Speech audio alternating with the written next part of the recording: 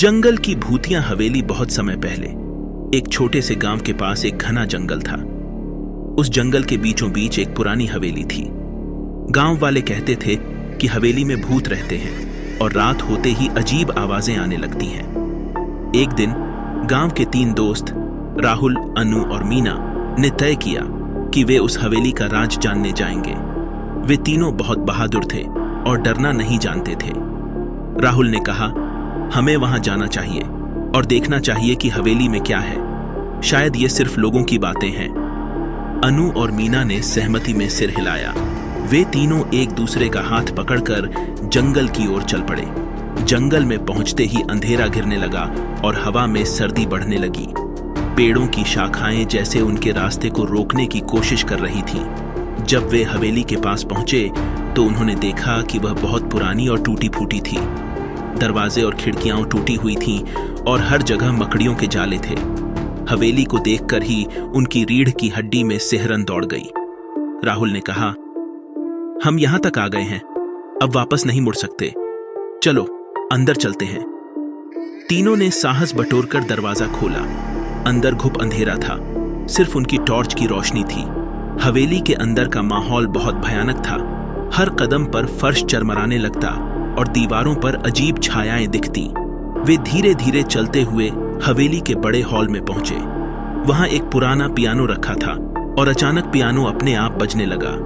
अनु और मीना चीख पड़ी, लेकिन राहुल ने उन्हें शांत किया।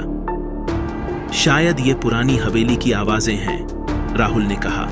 फिर भी तीनों का दिल जोर जोर से धड़क रहा था। वे हिम्मत करके और आगे बढ़े।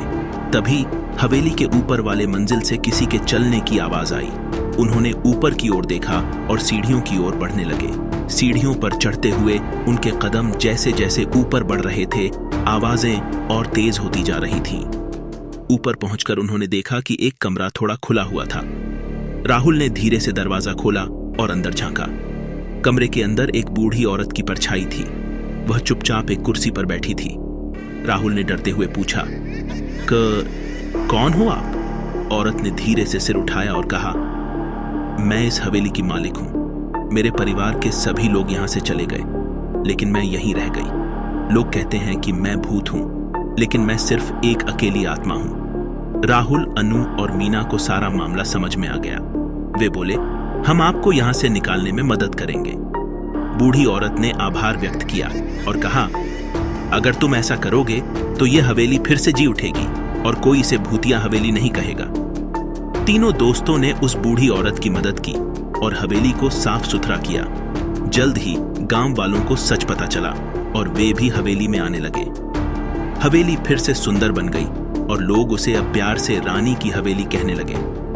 राहुल, अनु और मीना ने साबित कर दिया कि सच्ची दोस्ती और साहस से हर डर को मात दी जा सकती है।